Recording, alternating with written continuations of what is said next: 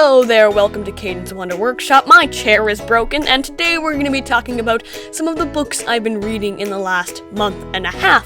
So, with a broken chair, shall we get on into it? So the first book on this list is Alloy of Law, and so the reason why it's first is because I read it the longest time ago. So what Alloy of Law is, it is basically the Mistborn world of Scadrial 300 years after the main Mistborn series. But I've been wanting to read this for a long time because, it's the sequel to, Mistborn. I was like, this is gonna be great, but I was kind of nervous because I was like, maybe it's not good. Maybe it's just, it doesn't satisfy me in the way Mistborn did. And I heard a lot about how it's different. Maybe you should wait a little bit after reading Mistborn before you read this book. And I did. I waited like a year and a half. And then I decided, why not? Let's just read it. And what I have to say about it is that it is different. It's quite different from the style, the way Mistborn is written, and just the general setting. Just a lot of things are different. But I really loved it even so. Like how Allomancy has evolved and shaped this world, but also just how the events of Mistborn, the main trilogy, affected the world afterwards, and how the character's legacy from back in Mistborn affected this world. And the story was pretty interesting. I'm excited to read more of the Alloy of Law books, but Alloy of Law is the book 1. And it stars Wax and his buddy Wayne. And they're sort of like a crime-fighting duo, though Wax actually gave up his life of fighting crime and decided to become a nobleman for his house. And this book, we kind of see some changes to that. And I thought this was a great continuation of the Mistborn story. It's different from Mistborn, and that's a good thing. It's not the same thing. It's more lighthearted, and speaking of that, I love the banter between Wax and Wayne. That was such a good thing about this book. The way they bounce off each other was written so well. But this book is different, and that's what I like about it, is that it's different. It's not trying to do the same thing. It's doing different things, but not going too far that it just ruins Mistborn. And then I traveled down the current of time, and I started rereading Percy Jackson. And so I've been saying I wanted to reread Percy Jackson for a long time to see if it still held up after 3 years. And I did. I read the entire 5 books, and let's talk about them. So I think it still holds up, and it's still good like I thought it was. And I still really love it, the story and how it all put together, and the characters are really lovable and everything. I noticed things I didn't notice before, little details, things like that I didn't notice. But also, on a reread, it's hard to say if that's just rereading or if it's just I'm more analytical. I noticed I could predict the story a little better, but I can't tell if that's just because I reread it. To be fair, I reread it such a long time ago that I barely remembered anything.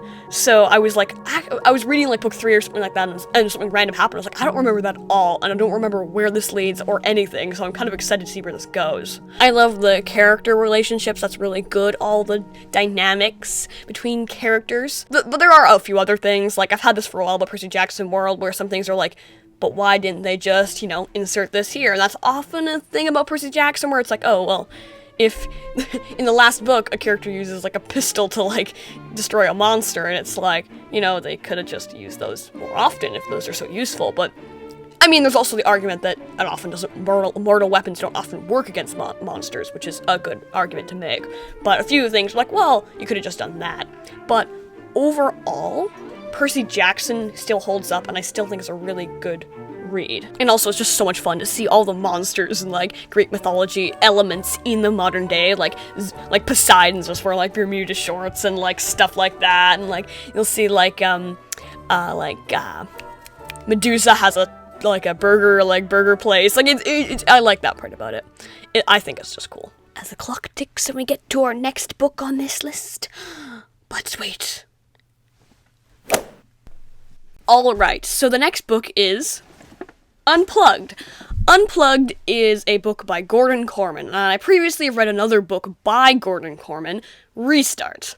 And so this book I was okay, I really liked Restart, and I want to read another book like that, or another book by Gordon Korman. This author's really good. And so I picked up Unplugged, and the premise looks very cool. It's about this rich boy he's a billionaire, he's got everything he wants, and he gets sent to this health and wellness, oasis, they call it, the oasis.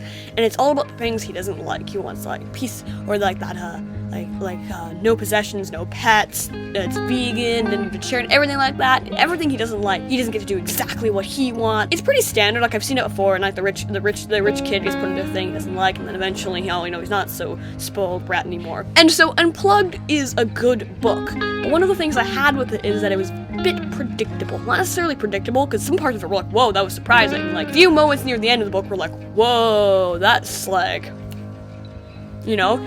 But some parts of, especially the character development and a lot of the things that sort of happen are a bit predictable. How the relationship between the two characters works is kind of like, oh yeah, I see what we're doing here, and this is going to happen, and this is going to happen, and yep, it did happen.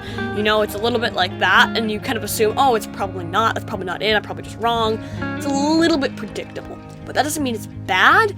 I actually really liked the book, and I thought it was an enjoyable read. It just it didn't hit me the same way as Restart did, because Restart's amazing. Actually, a lot of elements of the story were really original and interesting, but other elements were like, oh, okay, I see what we're doing here. And lastly, we have A Night Divided by Jennifer Nielsen. So the main character is Gerda, and the premise of the book is that Gerda's family is split in two. Two of them are on the other side of the wall, three of them are on the East Berlin, or that kind of thing. So Gerda, Fritz, and her mother are in East Berlin, and then Dominic and her father are in West Berlin, the west side of the wall. This book was overall really good. I enjoyed reading it. I just thought it was good, and the concepts were really interesting and original. I loved the characters. I fell in love with some of the characters. I like Fritz, and a lot of Fritz actually, and Gerda. I really fell in love with them during the book.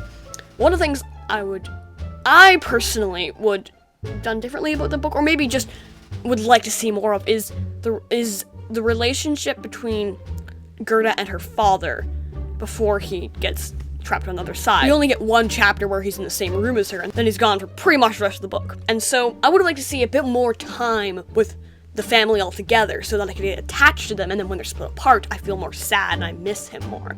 Because I don't miss him as much, but I more feel sad for the characters. And so I feel like that could be one way to solve that problem. I don't know, maybe that's just me, but I would have liked to see a little bit more of Gerda and their father, the whole family together, so when they're split apart, it means more. But overall, it was actually a really good book. I love the concepts, and spoiler warning, the idea of digging underneath the wall is cool. I'm sure it's been tried. I'm not sure if it would actually work in real life, but it was a cool way to do a story, and how they hid from that and everything.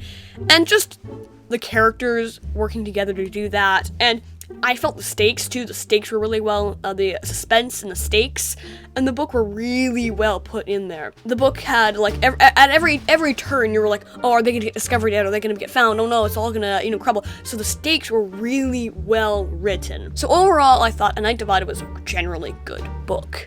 Anyways, that's pretty much everything. The video about the characters I want to meet in real life is right there if you want to watch that.